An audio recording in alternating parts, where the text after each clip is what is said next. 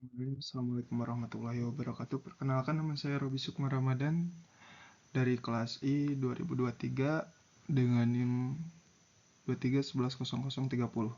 Di sini saya mendapatkan tugas untuk mata kuliah etika dan profesi, yang dimana ada di slide ke-7 dan ke-8 kalau nggak salah, atau 6 ke-7.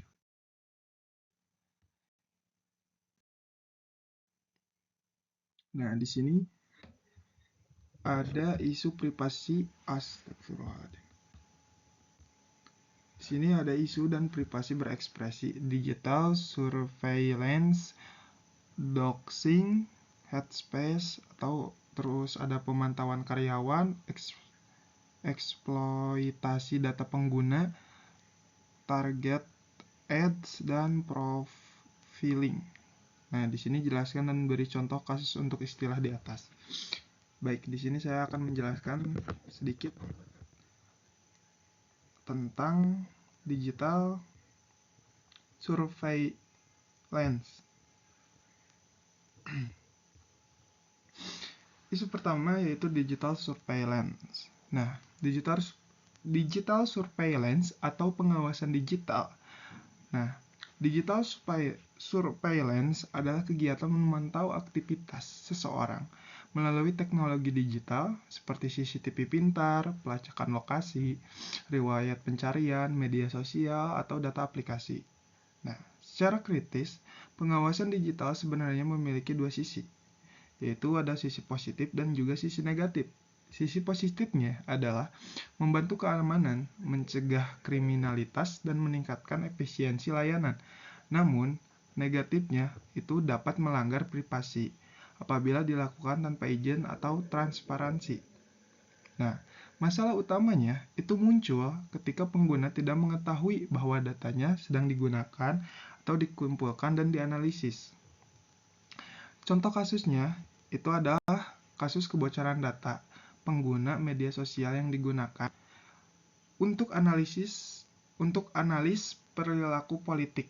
Nah, seperti pada contoh kasus Cambridge Analytica atau Facebook pada 2018.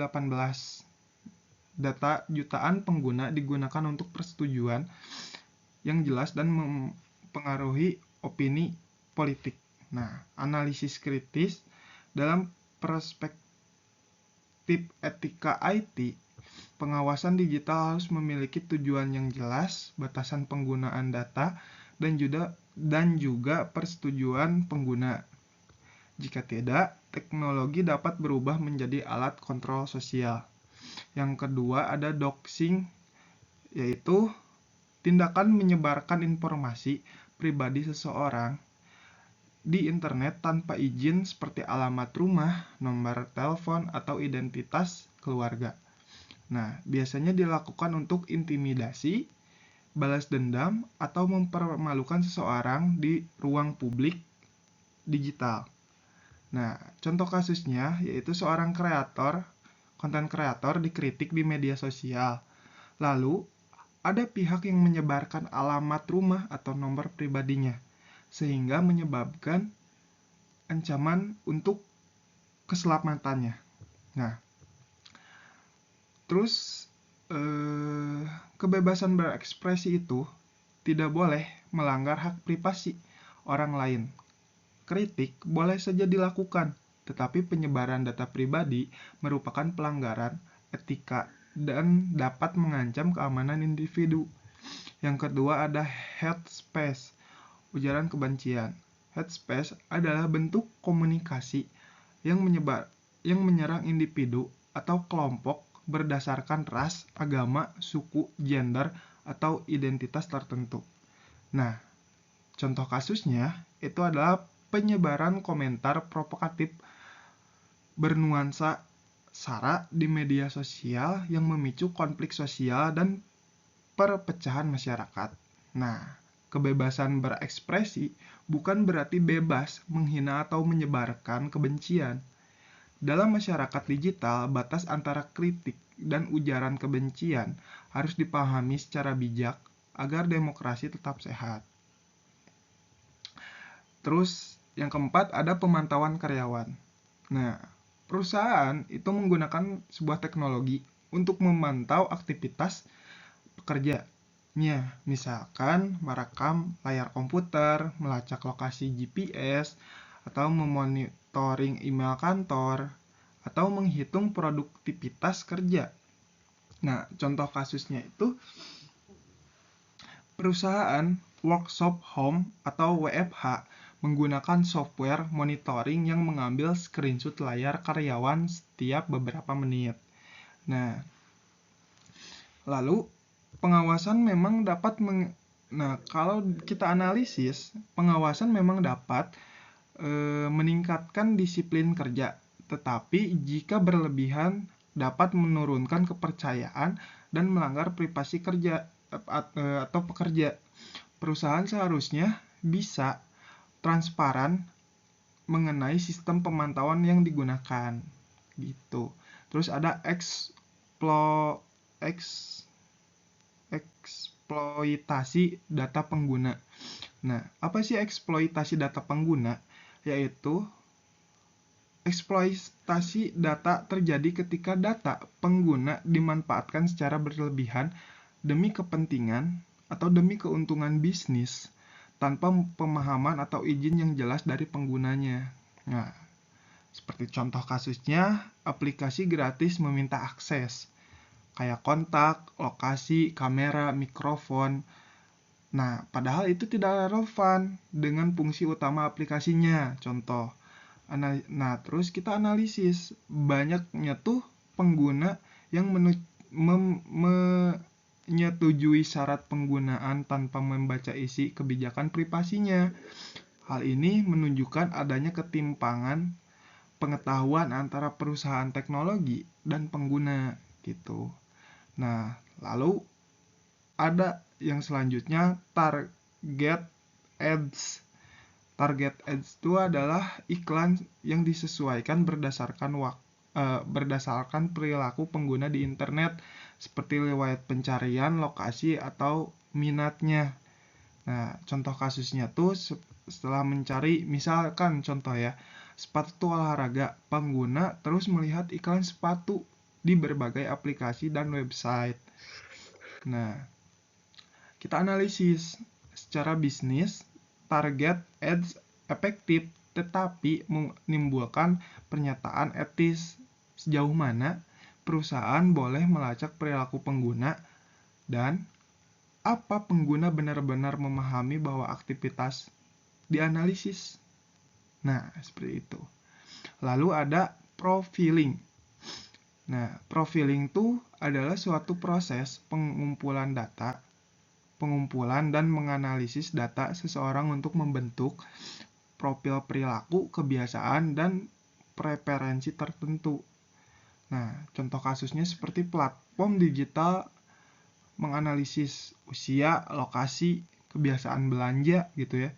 Terus aktivitas media sosial untuk menentukan rekomendasi konten atau iklannya gitu. Nah, analisis kritis. Kita analisis ya. Profiling dapat membantu personalisasi layanan. Tetapi juga berpotensi menciptakan diskriminasi algoritmatik. Misalnya, seseorang tidak mendapatkan peluang tertentu karena sistem otomatis menilai profilnya tidak sesuai. Seperti itu. Lalu kita lanjut lagi ke slide yang ke-8 ya. Yaitu ada isu etika pengawasan. Yang pertama ada transparansi, yang kedua ada keadilan, yang ketiga ada akuntabilitas dan informan consent. Nah, kita mulai dulu dari transparansi. Transparansi berarti organisasi harus terbuka ya mengenai data apa yang dikumpulkan, bagaimana data digunakan, dan siapa yang mengaksesnya. Nah, seperti contoh kasus, aplikasi media sosial menjelaskan kebijakan privasi secara jelas kepada pengguna sebelum pengguna menggunakan. Nah, terus kita analisis, tanpa transparansi, pengguna kehilangan keadilan atas data pribadinya. Dalam etika IT modern, transparansi memang dasar kepercayaan digital. Yang kedua ada keadilan. Keadilan berarti sistem teknologi boleh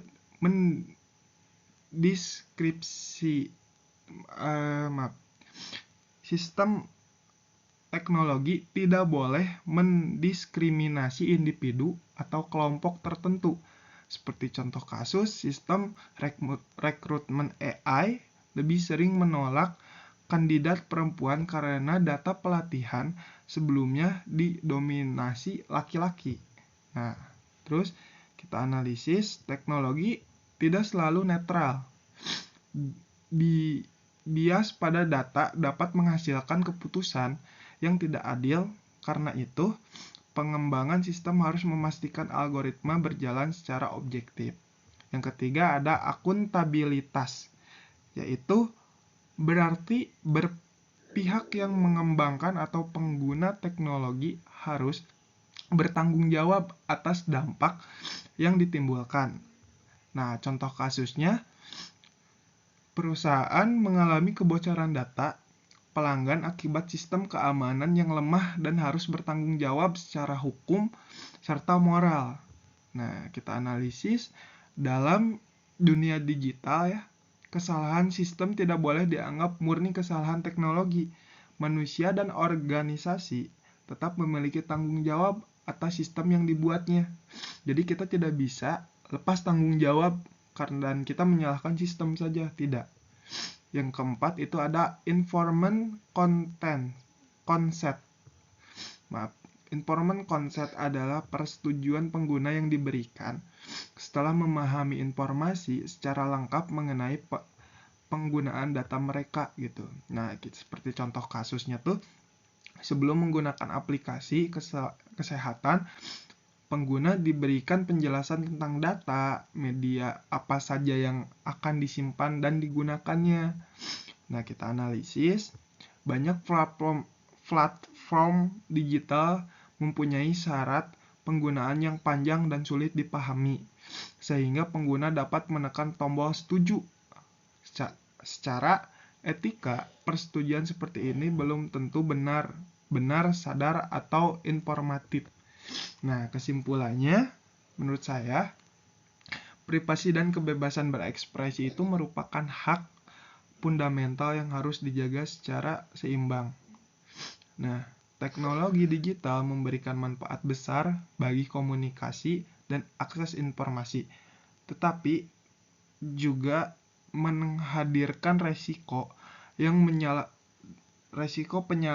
penyalahgunaan data. Pengawasan berlebihan dan manipulasi perilaku pengguna gitu ya. Sebagai mahasiswa IT, penting untuk memahami bahwa teknologi bukan hanya soal kemampuan teknis, tetapi juga menyangkut tanggung jawab moral dan sosial. Seorang profesional IT harus mampu merancang sistem yang aman, transparan, adil, serta menghormati hak pengguna. Nah, untuk sumber referensi, saya mengambil dari Komisi Nasional Hak Asasi Manusia, Prinsip Hak Privasi dan Kebebasan Berekspresi. Juga ada dari Kementerian Komunikasi Digital Republik Indonesia, UU PDP, dan Regulasi Digital Indonesia. Juga ada di Undang-Undang Nomor 27 Tahun 2022 tentang perlindungan data pribadi. Juga ada dari Undang-Undang Nomor 11 Tahun 2008 tentang Informasi dan Transaksi Elektronik, UU ITE. Juga ada Electronic Frontier Foundation, pembahasan privasi digital dan surveillance.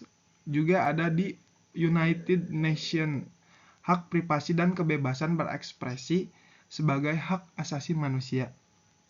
Mungkin segitu saja penyampaian dari materi atau tugas kali ini. Saya Robi Sukma mengucapkan terima kasih. Wassalamualaikum warahmatullahi wabarakatuh.